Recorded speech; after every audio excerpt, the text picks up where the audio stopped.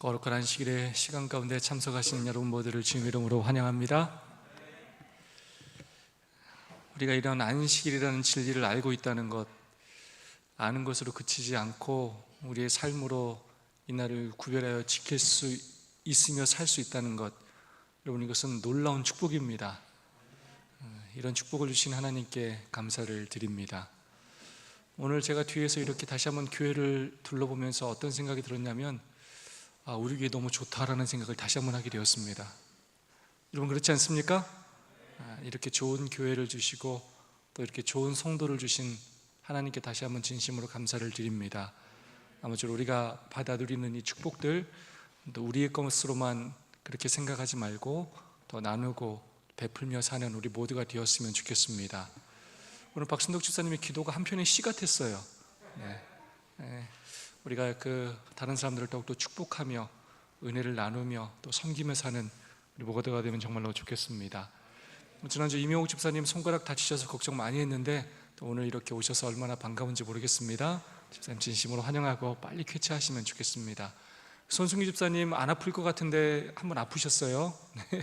아직도 마스크를 하고 계시는데 또 온전히 회복될 수 있도록 기도해 주시면 감사하겠습니다. 이영래 집사님 저녁에 또 함께 예배드려서 얼마나 반가운지 모르겠습니다. 안 오실 때는 빈자리가 큰데 또 이렇게 오시면 얼마나 좋은지 모르겠습니다. 오늘 오후에 또 일찍부터 오셔서 우리 유희자 집사님 김치 하시느라고 정말 수고 많으셨고 또 여러 집사님들 함께 도와주셔서 감사를 드립니다. 또 정연이가 이렇게 혼자 와서 반주하는 게 쉽지 않은데 이렇게 오는 거 보면 참 기특해요. 너무나 감사하고 지난주에는 정연이한테 전화가 왔어요. 저한테 6시 반쯤에 지하철을 타러 갔는데 교통카드를 안 가져와서 오늘 교회를 못 갈 것 같습니다. 목사님, 그 다음이 중요해요. 다시는 이런 일이 없도록 하겠습니다. 제가 중학생한테 이런 얘기를 듣다니, 이게 지금 장로님들 집사님한테 들은 얘기가 아니라 목사님 제가 다시는 교회를 빠지는 일이 없겠습니다를 제가 좀 중학교 2학년한테 들었어요. 그래서 아주 큰 감동이었습니다. 우리 옆사람과 뜨겁게 사랑과 소망을 담아서 인사하고 시작할까요? 옆사람 손잡고 안아주시면서 하늘까지 함께 갑시다. 인사해 주시면 감사하겠습니다.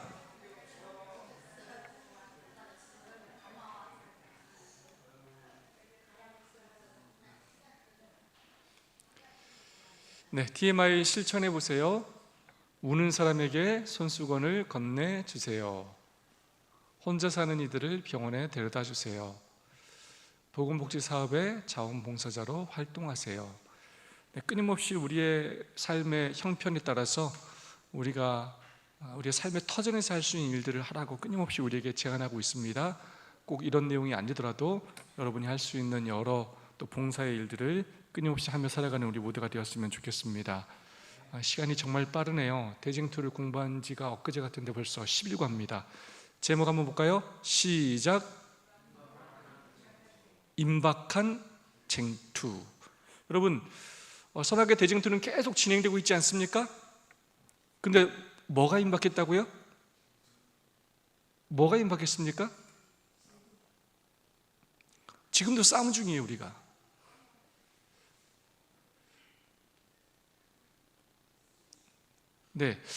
마지막 정말로 사단이 지금까지 준비해왔던 그 강력한 싸움이, 강력한 핍박이 그렇게 다가오고 있다는 것입니다. 기억신 말씀 다 함께 한번 볼까요? 그들을 시작. 그들을 진리로 거룩하게 하옵소서. 아버지의 말씀은 진리니이다. 요한복음 17장 17절 말씀입니다. 지난주에 한번 읽었던 말씀인데 다시 한번 읽어볼까요? 사단은 그 큰 오류, 영원 불멸설과 일요일 신성설을 통하여 사람들을 그의 기만 아래에 들어오게 할 것이다. 영원 불멸설은 강신술의 기초가 되고 일요일 신성설은 로마 교회에 대한 공명심을 일으킨다. 사단이 마지막 시대에 어떻게 사람들을 미혹하고 택하신 백성들까지도 그렇게 넘어뜨리려고 하는지 그가 더욱더 분을 내고 힘쓰고 애쓰면서 그 일을 하게 될 텐데 두 가지 이 오류를 통해서 그 일을 하게 된다는 것입니다. 첫 번째는 뭐였습니까? 지난주에 살펴봤죠? 영혼 불멸설. 또 하나는 무엇입니까? 일요일 신성설입니다. 그걸 통하여 사람들을 그의 기만 안으로 들어오게 할 것이고 하나님을 믿는 백성들을 핍박하게 한다는 것입니다. 그래서 지난주에는 우리가 영혼불멸서를 기초로 하는 우리 강신술에 대해서 살펴봤고요. 오늘은 안식일에 관련된 내용들을 살펴보도록 하겠습니다. 교과 총론에서 배웠었는데 여러분 기억하시는지 모르겠습니다. 선악의 대증투의 쟁점 3가지가 있었어요. 이거 기억하시면 정말 공부를 잘하는 학생입니다. 혹시 기억나십니까? 뭘 안 보는 척하면서 보시는 것 같은데 지금 뭘 봤습니까, 집사님? 아니, 죄송하지 않아요. 훌륭하십니다. 여러분 훌륭하지 않습니까? 네, 저걸 잘 적어 놓으셨어요. 적어 놓으시고 그게 어디 있는지를 단번에 확인하시고 그걸 안 보는 척하면서 이걸 또 얘기를 잘하셨어요. 그게 기술인데 훌륭합니다. 정집사님 다시 한번 첫 번째 뭐였습니까? 하나님의 품성. 자, 대쟁투의 쟁점이 뭐라고요? 하나님의 품성. 그래서 이 대쟁투의 궁극적인 목적은 온 우주 앞에서 하나님의 품성을 옹호하는 것입니다. 하나님에 대한 잘못된 그런 오해의 구름들을 완전히 제하는 것이 이 대쟁투의 목적이에요. 사단은 끊임없이 하나님에 대해서 뭐라고 하냐면 뭐라고 할까요? 사단은 하나님은 무서운 분이고 강요하는 분이고 우리를 사랑해서가 아니라 우리를 강압적으로 그렇게 율법을 지키게 하는 분이라고 끊임없이 그렇게 하나님의 품성을 오도하는 일을 하고 있다는 것입니다. 두 번째 뭐였습니까? 쟁점? 하나님의 율법. 네, 곧 하나님의 품성의 사본이 곧 율법이지 않습니까? 그래서 하나님을 무너뜨리는 길은 율법에 대해서 오해하게 만드는 것입니다. 바르게 믿지 못하게 하는 것이고 순종하지 못하게 하는 것입니다. 그렇게 하면 하나님에 대해서 올바로 이해할 수가 없게 돼요. 그래서 예수님께서 이 땅에 오신 목적은 무엇이냐면 하나님의 품성을 바로 보여주는 거예요. 바리새인들이 얼마나 이 율법을 정말로 율법적으로 지키면서 그 안식일은 무엇을 하지 말아야 되는 날, 그리고 끊임없이 나를 비난하는 그런 날로 삼고 그렇게 정죄하며 사람들이 살았습니다. 근데 안식일은 그런 날이 아니고 율법이라는 건 그런 것이 아니다, 하나님은 그런 분이 아니다라는 것을 보여주기 위하여 이 땅에 오셨고, 그래서 율법을 어떻게 지키는지를 삶으로 보여주시면서 하나님의 품성을 뭐 하셨습니까? 옹호하시는 일을 하신 것입니다. 근데 이것은 궁극적으로 뭐에 관련된 것이라고요? 하나님의 주권. 그래서 결국 법을 제정하신 분이 누구냐? 이 세상을 통치하시는 분의 그 품성이 무엇이냐? 그걸 통하여 결국 누가 이 세상의 주인이냐에 관련된 내용이라는 것입니다.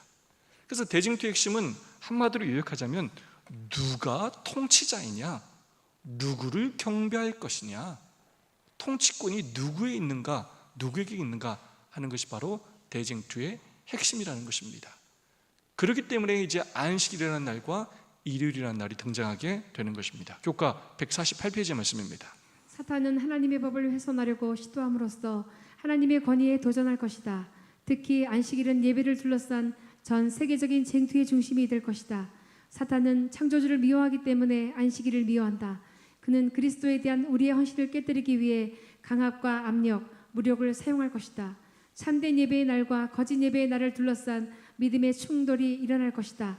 하나님의 마지막 호소는 박해, 경제 제재, 투옥과 심지어 사형 선고에도 불구하고 그리스도에 대해 충성할 것을 호소한다. 네, 지금도 대쟁투의 시대에 우리가 계속해서 살아가고 있지만 이제 임박한 쟁투가 있다는 것입니다. 어떤 날에 대한요?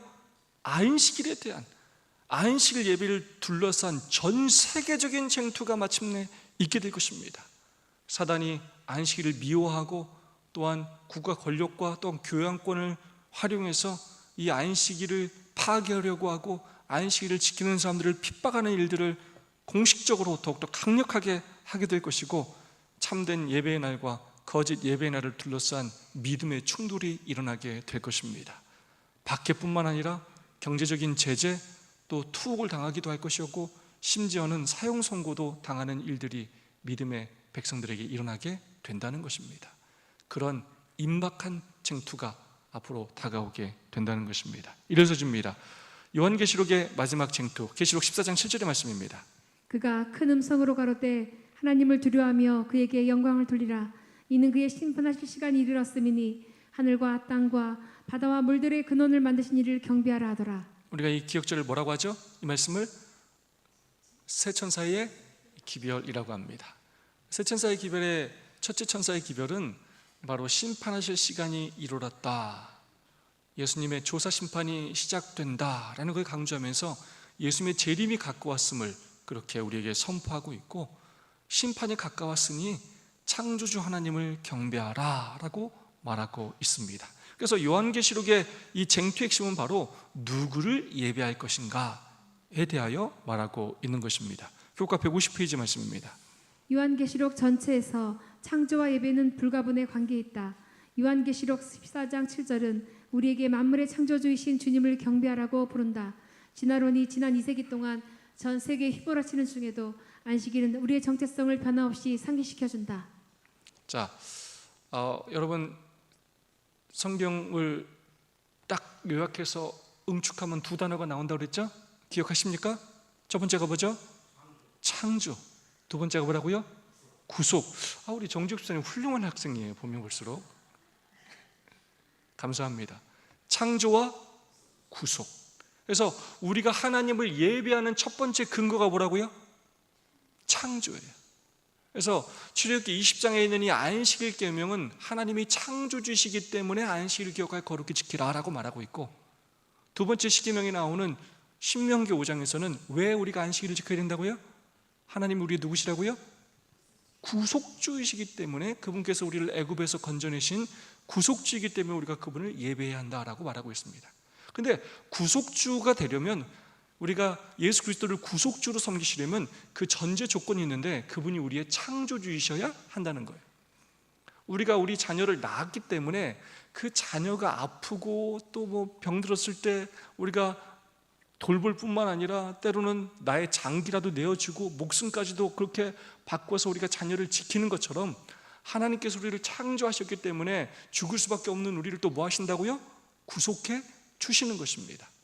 그래서 우리가 하나님을 예배하는 첫 번째 이유는 바로 창조고, 그 창조와 예배는 그래서 불가분의 관계에 있다는 것입니다.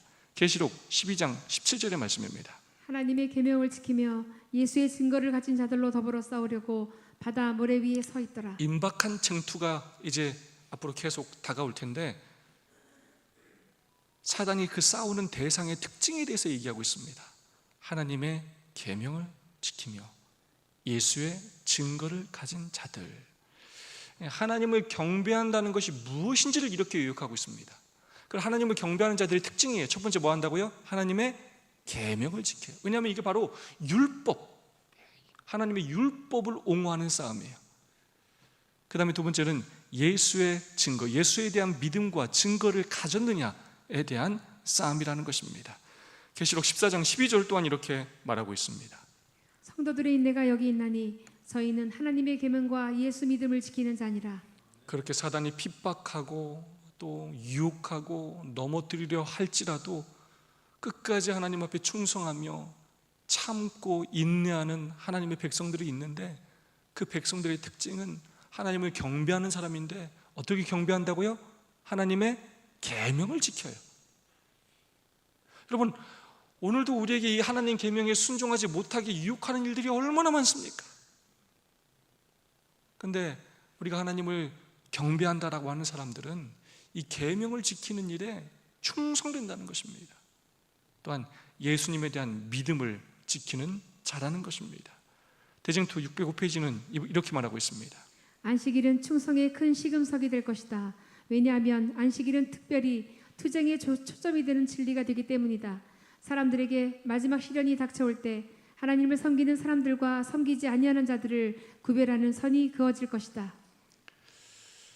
아담과 하와가 창조되었을 때 하나님께서 그들에게 순종의 시금석으로 줬던 도구가 있습니다. 그게 무엇입니까?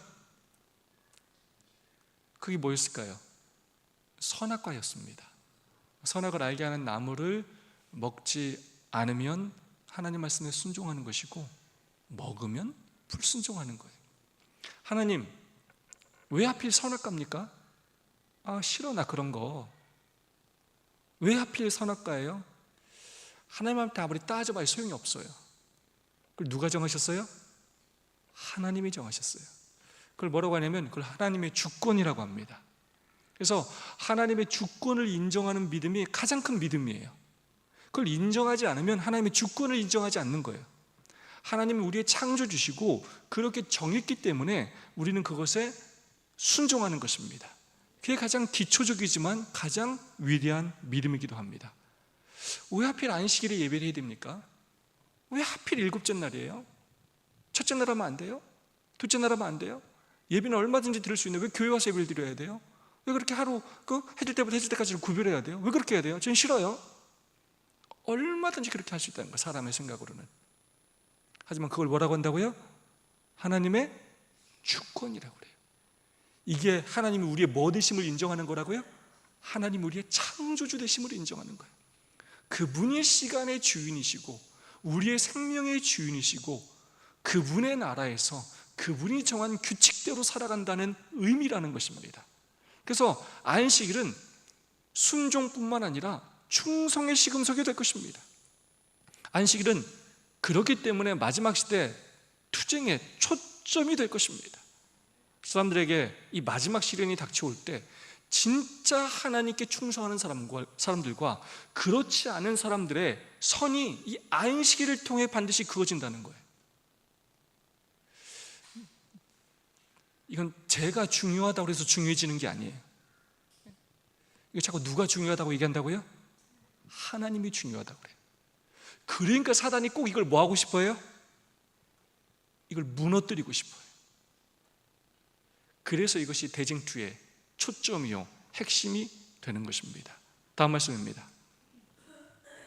넷째 계명을 지키는 대신에 국가의 법률과 일치되도록 거짓 안식일을 지키는 것은 하나님과 반대되는 세력에 충성하는 표가 되는 한편, 하나님의 율법을 쫓아 참 안식일을 지키는 것은 창조주께 충성하는 증거가 될 것이다. 그러므로 요한계시록의 쟁투의 이 핵심은 바로 안식일이라는 것입니다.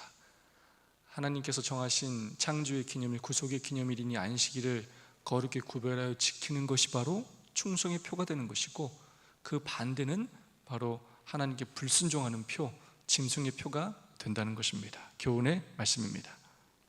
계명 대신 거짓 안식일을 지키는 것은 짐승을 따르는 표가 되지만, 하나님을 경배하고 안식일을 지키는 것은 계명을 지키며 예수님의 믿음을 가진 증거가 된다. 아멘.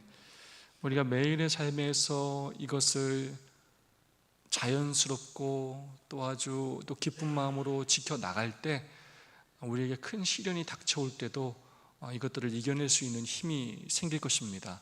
그러므로 매주의 이 안식일을 귀하게 여기고 더욱더 구별하기 위하여 노력하는 우리 모두가 되었으면 좋겠고, 여러 가지 시험들이 다가올 때 또 믿음으로 그것들을 이겨내는 우리 모두가 되었으면 좋겠습니다.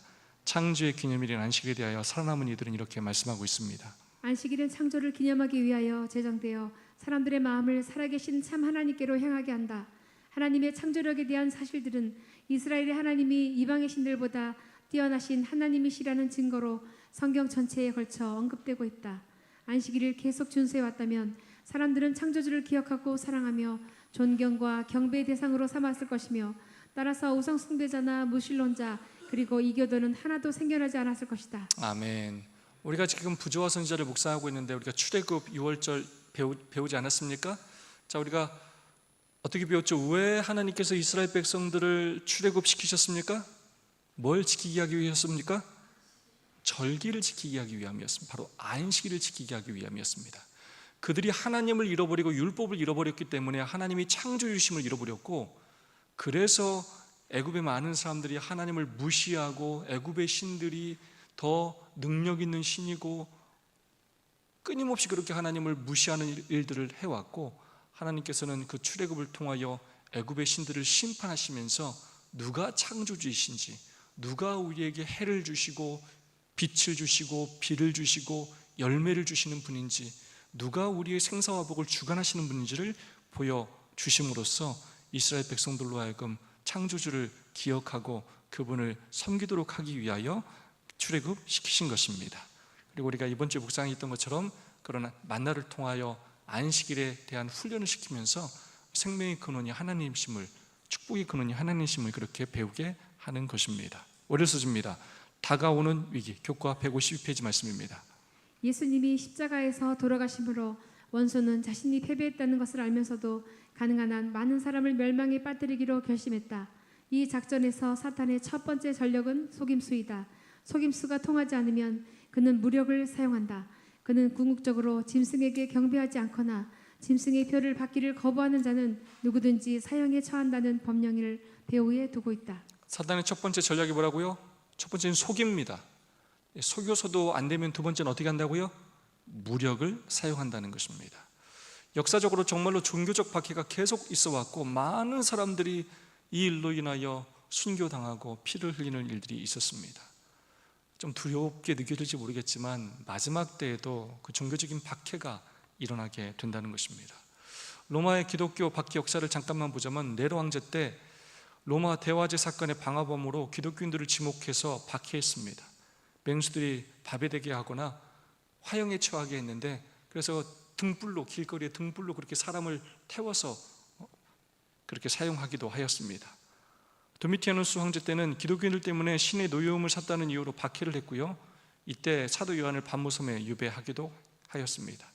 트라이누스 황제 때는 황제 승부를 거부하여 박해를 당했는데요, 안디옥 교회 감독인 이그나티우스가 순교를 당하였습니다. 하드리누스 황제 때는 황제 신상의 경배를 강요했고 거부하면 처형을 하였습니다. 기독교인을 보호하는 자들도 함께 처벌하는 그런 일이 있었습니다. 마르쿠스 아울레리우스 황제 때는 역병, 가뭄의 재해가 기독교인들 때문이라고 해서 박해를 했습니다. 기독교인들의 시신을 굶주린 개에게 주기도 하였습니다. 얼마 전에 우리가 코로나를 겪으면서도 한번 우리 교회는 아니었지만 그런 일들이 있지 않았습니까? 앞으로 이런 자연재해들이 일어날 때, 생각지도 않은 일들이 일어날 때 그런 일들을 안식일을 지키는 자들 때문이라는 이런 또 일들로 인하여 박해한 일들이 마지막 시 또한 일어나게 된다는 것입니다. septimius 세베루스 황제 때는 태양신에게 경배하도록 강요했고요, 기독교로 개종하면 사형에 처한다는 법령을 공포하기도 하였다는 것입니다. 데키욱스 황제 때는 모든 시민은 로마의 신들에게 제사라는 칙령을 그때 내렸습니다. 기독교인들을 배교하도록 회유하기도 했고 가장 많은 순교자가 또 배교자가 나오기도 한 때가 바로 이때였습니다. 발레리아누스 황제 때는 기독교인들의 집회를 금지하고 토지와 재산을 몰수하기도 하였습니다. 디오클레티아누스 황제 때는 기독교인들에 대한 모든 권리들을 박탈하고 교회 건물을 파괴하고 성경을 소각하고 예배를 금지시키고 모든 공직에서 추방하는 그러한 일들이 있었다는 것입니다. 여러분, 우리가 그냥 글자로 읽기만 했는데도 아찔하지 않습니까? 근데 이것이 실제적으로 여러분 일어난다고 생각해 보시기 바랍니다. 우리가 코로나 한번 경험할 때 그때 교회 가는 걸로 얼마나 사람들이 비난을 하고 또 눈치를 줬었습니까? 근데 이것이 아예 법으로 제정이 된다면 그때는 우리가 얼마나 큰 압력을 받겠습니까? 근데 실제적으로 마지막 때에 이와 비슷한 박해가 일어나게 된다는 것입니다. 마태복음 10장 22절의 말씀입니다. 또 너희가 내 이름으로 말미암아 모든 사람에게 미움을 받을 것이나 끝까지 견디는 자는 구원을 얻으리라. 아멘. 우리가 걸어가는 길은 사실 꽃길이 아닙니다. 우리가 걸어가는 길은 십자가의 길입니다. 우리가 끝까지 충성할 때, 끝까지 이 믿음의 길을 걸어갈 때 마침내 우리는 꽃길을 걷게 될 것입니다. 그때까지는 인내하면서 오해받고 미움을 받을지라도 끝까지 견디는 인내가 우리에게 필요하다는 것입니다. 요한복음 16장 2절의 말씀입니다. 사람들이 너희를 출교할 뿐 아니라 때가 이르면 물은 너희를 죽이는 자가 생각하기를. 네, 우리가 여러 종교적인 핍박을 받게 되고 또 옥에 갇히는 것뿐만 아니라 사형의 위기도 당하게 될 수도 있다는 것입니다. 계시록 13장 15절 17절은 또 이렇게 얘기합니다. 저가 권세를 받아 그 짐승의 우상에게 캔기를 주어 그 짐승의 우상에게 말하게 하고 또 짐승의 우상에게 경배하지 아니하는 자는 몇이든지 다 죽이게 하더라. 누구든지 이 표를 가진 자 외에는 매매를 못하게 하니 이 표는 곧 짐승의 이름이나 그 이름의 수라. 여러분, 이게 전쟁이 날 것 같다 하면 사람들이 다 뭘 해놓습니까? 사재기를 해놓죠. 조금만 어떤 두려운 일이 있어도 사람들이 무엇을 확보하려고 노력하냐면 식량을 확보하려고 노력합니다. 근데 사단이 마지막 시대 때 이제 하나님의 백성들을 핍박할 때 사용하는 첫 번째 도구가 무엇이냐면 매매를 하지 못하게 한다는 것입니다. 경제적인 제재를 가한다는 것입니다. 여러분, 정말로 생존을 위해서 꼭 필요한 일들을 못하도록 막는다는 것입니다. 얼마나 두렵고 힘든 일이 되겠습니까? 교과 150페이지는 이렇게 말하고 있습니다. 예언은 박해가 경제적 제재 형태로 시작될 것을 말한다. 이 표가 없이는 누구도 매매할 수 없게 되고 끝까지 표를 받기 거부하는 사람은 결국에는 사형 선고를 받게 될 것이다. 그러한 일들이 실제적으로 있게 된다는 것입니다. 하지만 아까 읽었던 말씀처럼 끝까지 견디는 자는 마침내 구원을 받게 된다는 것입니다. 하나님께서 믿음으로 살려고 노력하는 당신의 백성들을 지켜주실 것이고 끝까지 인내하는 자에게는 놀라운 상급을, 구원을 선물로 주실 것입니다. 교훈의 말씀입니다. 짐승의 표는 특정한 믿음과 공인된 예배 제도를 따르도록 하기 위해 경제적 제재의 형태로 다가오지만 하나님의 백성은 그리스도를 힘입어 승리할 것이다. 사실은 지금도 마찬가지입니다. 경제적인 법적인 제재가 있지는 않지만 사단이 많은 사람들로 하여금 하나님을 떠나게 하는 이유로 사용하는 것이 바로 이 경제적인 이유입니다. 돈에 대한 애착, 또 욕심, 또 삶에 대한 염려들로 인하여 하나님을 올바로 구별하지 못하고 안식일을 구별하지 못하고 그렇게 살아가면서 그렇게 그들의 믿음을 약화시키고 또 넘어지게 하는 일들을 끊임없이 사용하고 있다는 것입니다. 우리가 마지막 때를 정말로 분별해서 더욱더 사단의 전략이 무엇인지를 분별해서 이런 일들로부터 우리 자신을 보호하고 승리하기 위해서 더욱더 노력하고 기도해야 하겠습니다. 박해와 죽음으로 강요하는 짐승의 표. 이 소수에 남은 무리는 용의 군대에 의하여 지도를 받는 세상의 권세를 저항하는 치열한 싸움에서 스스로 방어할 수 없으므로 하나님을 그들의 방패로 삼는다. 그들이 짐승을 경배하고 짐승의 표를 받지 않으면 박해와 죽음의 고통을 받는다는 법령이 가장 높은 지상의 권력에 의해 통과된다. 이제는 하나님께서 당신의 백성을 도와주시기를 바란다. 왜냐하면 그분의 도움 없이는 그처럼 무서운 싸움을 치를 길이 없기 때문이다. 실제로 그런 일이 다가올 때 여러분, 우리가 할 수 있는 게 있다고요, 없다고요? 아무것도 할 수 있는 게 없어요, 정말. 그래서 우리가 간절히 우리의 의와 우리의 노력이 아니라 우리가 누구를 간절히 바라게 됩니까? 하나님을 간절히 바라게 되고 하나님께서 당신의 백성들을 지켜주신다는 것입니다. 하나님의 살아계심을 우리가 경험하게 될 것이고 하나님의 놀라운 능력을 경험하게 될 것입니다. 마치 하나님께서 출애굽할 때 그 애굽의 신들을 그렇게 치셨던 것처럼, 심판하셨던 것처럼 놀라운 일들이 또 마지막 시대에 일어나게 될 것입니다. 짐승의 정체, 첫 번째입니다. 계시록 13장 1절입니다. 내가 보니 바다에서 한 짐승이 나오는데 뿔이 10이요 머리가 7이라. 그 뿔에는 10 왕관이 있고 그 머리들에게는 신성모독하는 이름들이 있더라. 사단이 마지막 시대에 이 하나님을 믿는 백성들을 핍박하고 안식일을 그렇게 무너뜨리기 위하여 두 세력을 사용하는데 성경에 등장하는 두 정체 중에 첫 번째 짐승은 바로 바다에서 나온 짐승입니다. 10뿔, 그 특징이 뿔이 어린데 10뿔은 로마 제국이 붕괴한 후에 일어난 왕국들을 상징합니다. 7머리는 사단의 각 시대에 걸쳐 하나님의 백성을 핍박하기 위해 사용했던 왕국, 나라들을 상징합니다. 13장 2절입니다. 내가 본 짐승은 표범과 비슷하고 그 발은 곰의 발 같고 그 입은 사자의 입 같은데 용이 자기의 능력과 보좌와 큰 권세를 그에게 주었더라. 용이, 사단이 자기의 능력과 보좌와 권세를 그에게 주었고 그는 그 권세를 가지고 하나님을 핍박하는 일을 하게, 하나님을 대적하고 하나님의 백성들을 핍박하는 일을 하게 된다는 것입니다. 교과 154페이지 말씀입니다. 이 예언은 수백 년 후 로마 황제 콘스탄틴이 수도를 로마에서 콘스탄티노플로 옮기면서 정확하게 성취되었다. 이로 인해 로마 제국의 수도에 있던 카이사르의 왕자의 권력의 공백이 생겼다. 이교 로마는 짐승에게 그 왕자, 즉 수도를 내주었다. 네, 소로마가 멸망하고 동로마가 생기고 소로마가 비었을 때 결국 그 자리를 이 교황권이 차지하게 되면서 그러한 보호자뿐만 아니라 권세로 하나님의 백성들을 핍박하는 일을 하게 되었다는 것입니다. 제국의 수도를 콘스탄티노플로 옮기면서 콘스탄티누스는 로마의 주교가 지상의 모든 사람 위에 그리고 하늘의 하나님 위에 자신을 높일 수 있는 길을 열어주었다. 다음 말씀입니다. 토마스 홉스가 한 얘기입니다. 교황권은 다름 아닌 로마 제국의 무덤 위에 왕관을 쓰고 앉아 있는 죽은 로마 제국의 유령이다. 그 특징에 대해서 계시록 13장 1절과 13장 6절은 뭐라고 말하냐면 그 머리들에는 신성모독하는 이름들이 있더라. 첫 번째 바다에서 나온 짐승의 첫 번째 특징이 뭐냐면 신성모독하는 이름들이 있다는 것입니다. 두 번째는 뭐냐면 입을 벌려서 하나님을 향해서 뭐 한다고요? 비방한다는 것입니다.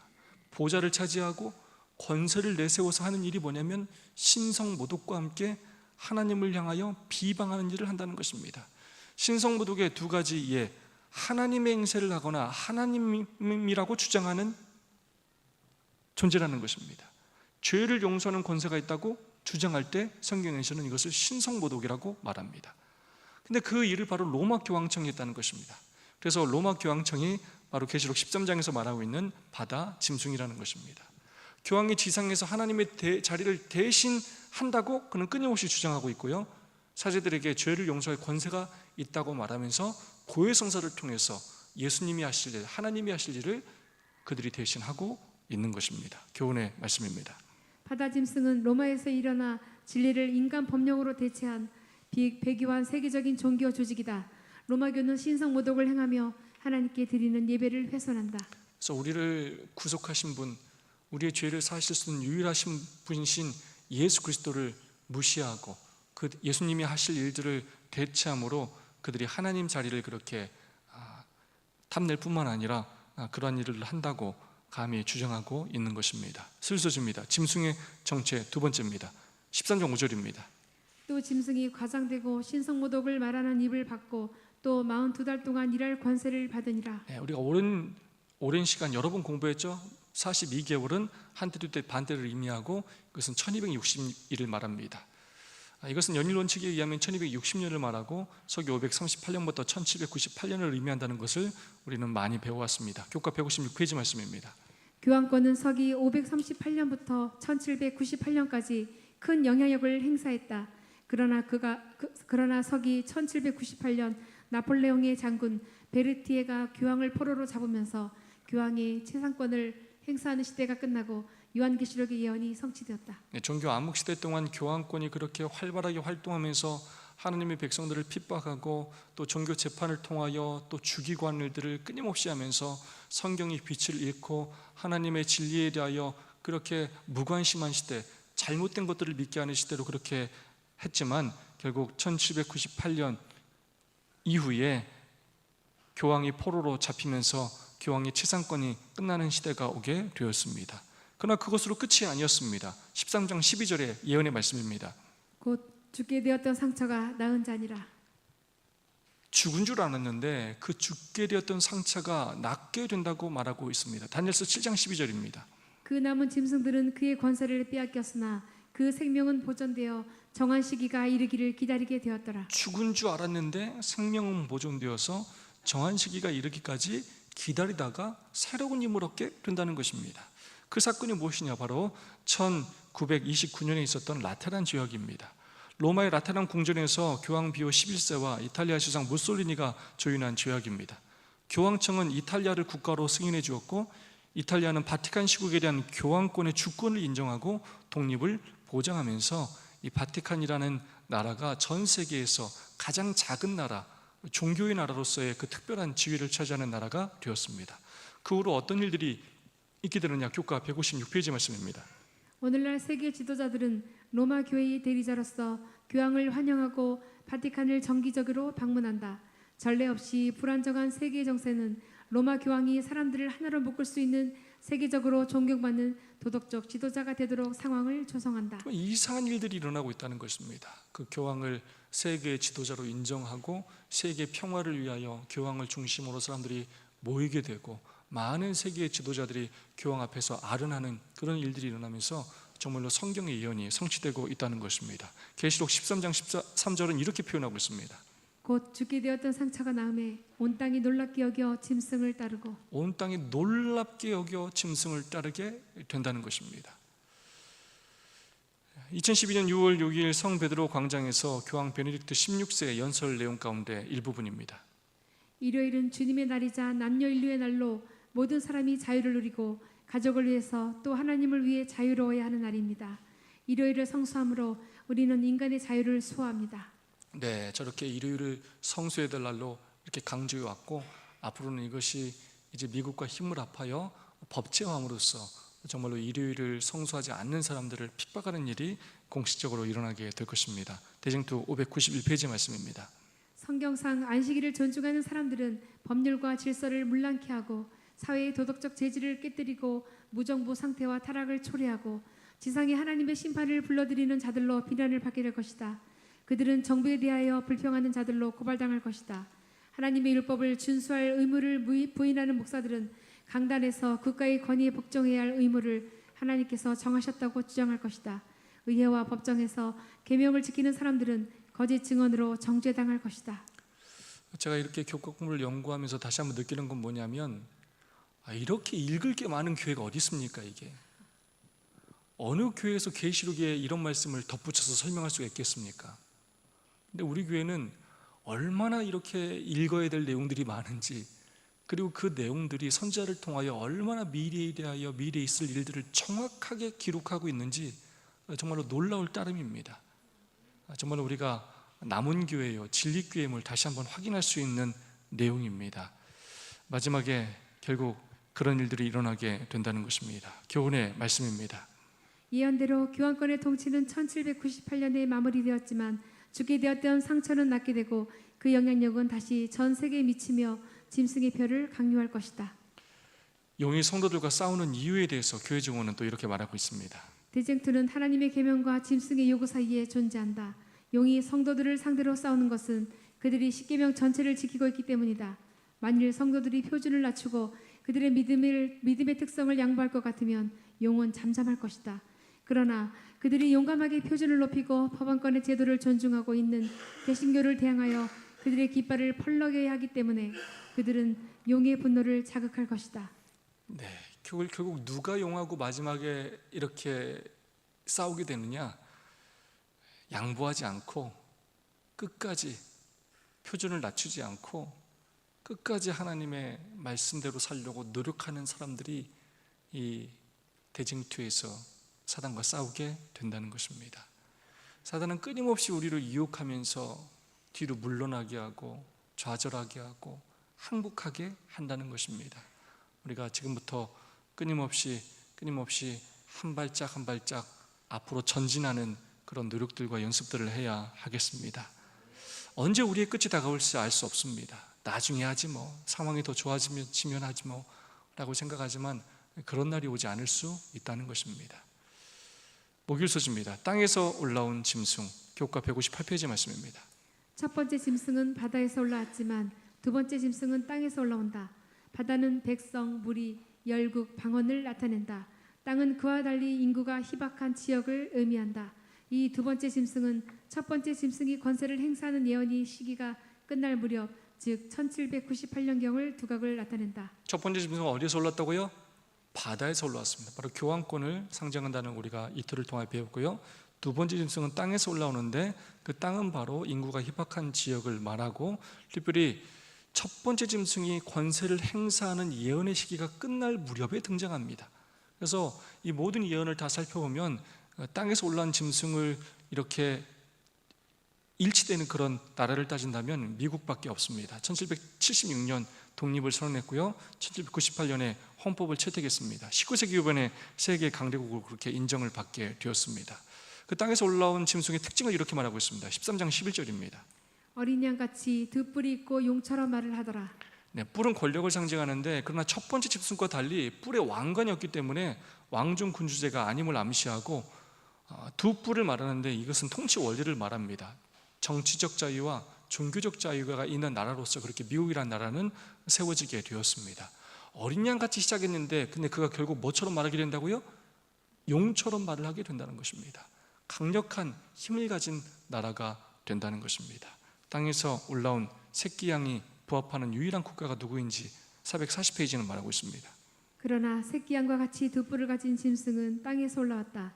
이와 같은 모양으로 표상된 나라는 자기 스스로를 확립하기 위하여 다른 세력을 넘어뜨리는 대신 일찍이 아무에게도 점령된 일이 없는 지역에서 일어나서 점진적으로 또한 평화롭게 자라난 나라이어야 한다. 이 예언과 모든 점에 있어서 부합되는 한 나라, 오직 한 나라가 있는데 그것은 곧 북미 합중국이다. 네, 침략을 받지 않았습니다.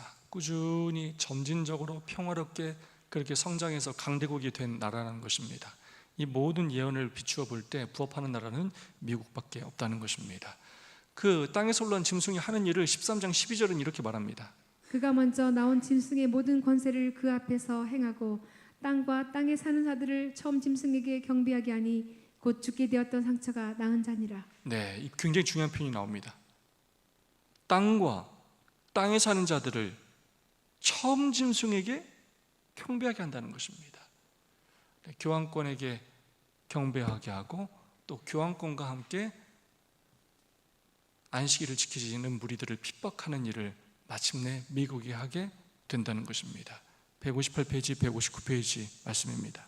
미국은 교황권의 영적, 세속적 권위를 인정하므로 지상의 모든 사람에게 첫째 짐승을 숭배하도록 요구하는 데 앞장설 것이다. 이 예언에 따르면 미국은 짐승의 우상, 즉 교회와 국가의 결합을 형성하고 모든 사람에게 이 우상을 숭배하도록 요구할 것이다.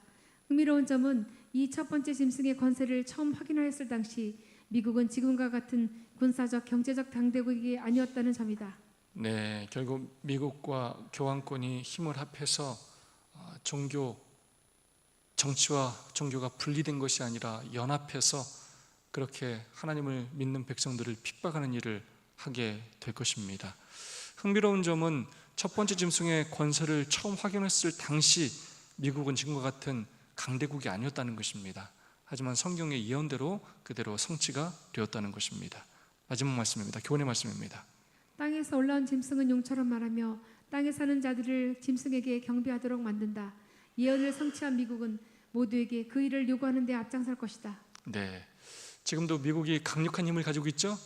미국이 금리만 어떻게 하느냐만도 세계 모든 나라들이 주시하고 있고 미국이 기침만 한 번 해도 세계가 휘청거리는 그러한 시대가 되었습니다. 전 세계 경찰 역할을 하고 누구도 사실 미국에 대항할 수 없는 시대가 되었습니다. 이제 앞으로 더욱더 재난 사고들이 많이 일어날 것이고 교황이 더욱더 큰 힘을 얻게 될 것이고 미국과 함께 힘을 합쳐서 마지막 임박한 쟁투가 다가오게 될 것입니다. 우리가 더욱더 이때를 올바로 분별함으로 믿음의 굳게 설 뿐만 아니라 특별히 안식일을 거룩히 구별하여 지킴으로써 마지막 쟁투에서 승리하는 우리 모두가 되기를 간절히 소망합니다. 세 분씩 받은 은혜와 결심을 좀 나누도록 하겠습니다. 안식일 준수로 인해 여러분은 어떤 어려움을 경험해 보셨습니까? 혹시 지금 어떤 어려움을 경험하고 있습니까? 경험이 있다면 나눠주시고 또 안식일을 어떻게 앞으로 구별하여 지키실지 새로운 결심을 그렇게 나눠주시면 감사하겠습니다. 세 분 정도 서로 그렇게 짝을 지어서 받은 은혜와 결심을 나눠주시기를 부탁드리겠습니다.